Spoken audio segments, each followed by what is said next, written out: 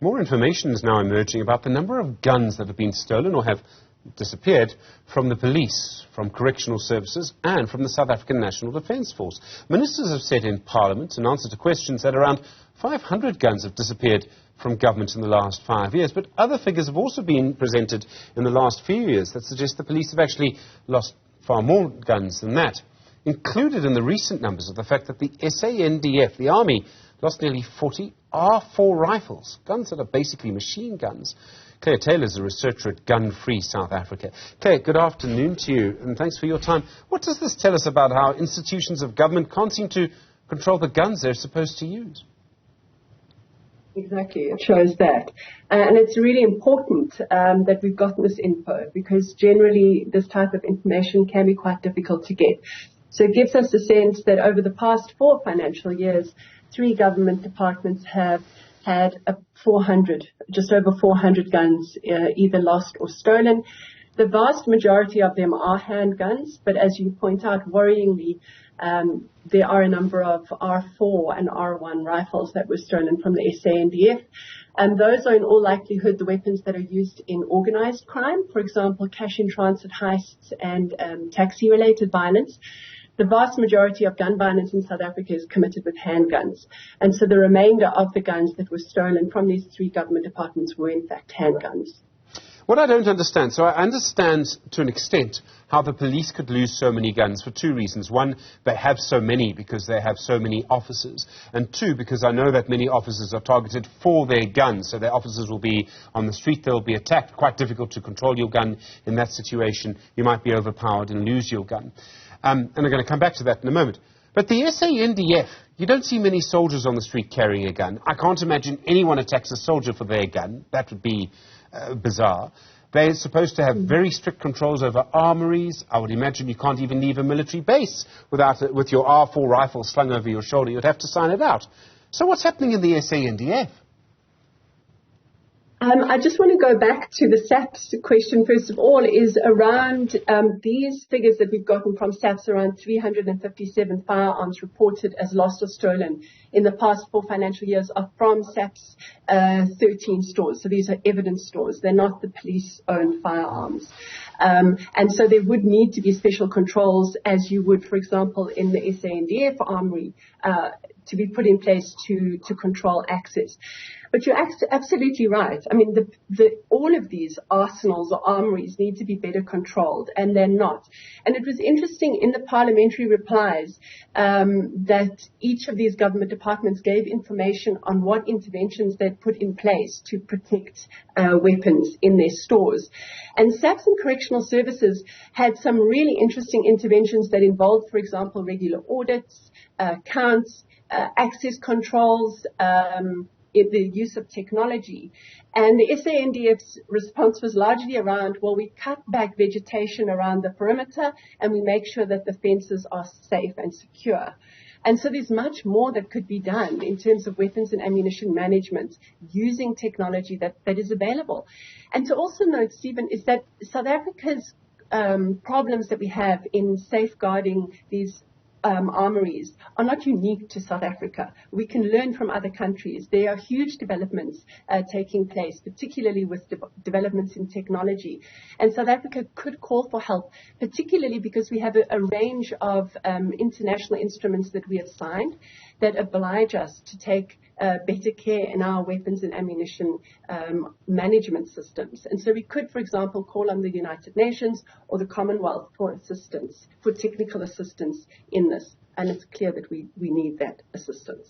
I mean, it's probably impossible now to buy a cell phone or even a watch without a GPS chip. I mean, surely someone could have a GPS chip and a gun and we would all know where they are. So there really are important advances that are taking place around being able to track and monitor both access and weapons and ammunition. I mean, ammunition is interesting because it's generally made in bulk, but there's also nanotechnology developments that are being used and tested, for example, in Africa, in lower resource countries, to be able to track particularly military-owned weapons.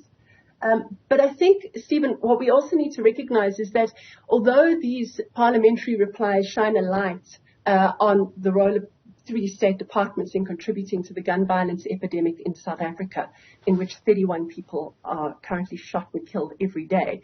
In fact, in that 4-year period that we're talking about, civilians reported the loss or theft of 25,000 guns. So we have, on the one hand, these 3 government departments reporting the lost theft of 422 guns. Civilians lost 25,000 guns.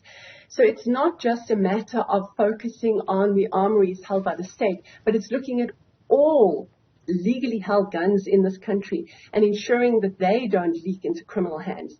Because the biggest source of illegal guns in this country are licensed guns that are owned by the state and citizens. That's incredible. 25,000, so 5,000 guns a year. If you have a gun, under the Firearms Control Act, you're supposed to have a gun safe. If you're driving in a car with it, you're supposed to have a safe in your car. Why are so many guns? People just clearly aren't obeying the law, are they? I think there's that, but I think also that firearms are highly prized. And so, for example, if you look at research looking at farm robberies, very often the first thing that's asked for is firearms. And so they're highly prized by criminals. They're sought, and you mentioned earlier as well that the police are in fact targeted. Various policing unions have recognized this. Criminals know the police are armed, and so they target them. Criminals know that farmers are more likely to have firearms, and so it's likely that they're targeting them for those firearms. And the thing with the firearm is once it leaks into criminal hands, it can be used over and over and over again. So we really do need to focus attention on recovering this massive pool of illegal guns that just circulate from criminal hand to criminal hand and cause death and injury and fear in communities. To try and remove illegal guns in a society, are there ways that you can do that? And I remember, and it's interesting to sort of track murder rates and gun ownership rates, because during the sort of transition to democracy, we forget how many civilians had guns. Sometimes, I remember, when I turned 16 as a white male, 16-year-old towards the end of apartheid, and I got an ID book for the first time. This would have been 91, 92. There was space for 5 firearm licenses in that ID book. It was almost expected that I would have a gun, and more than one.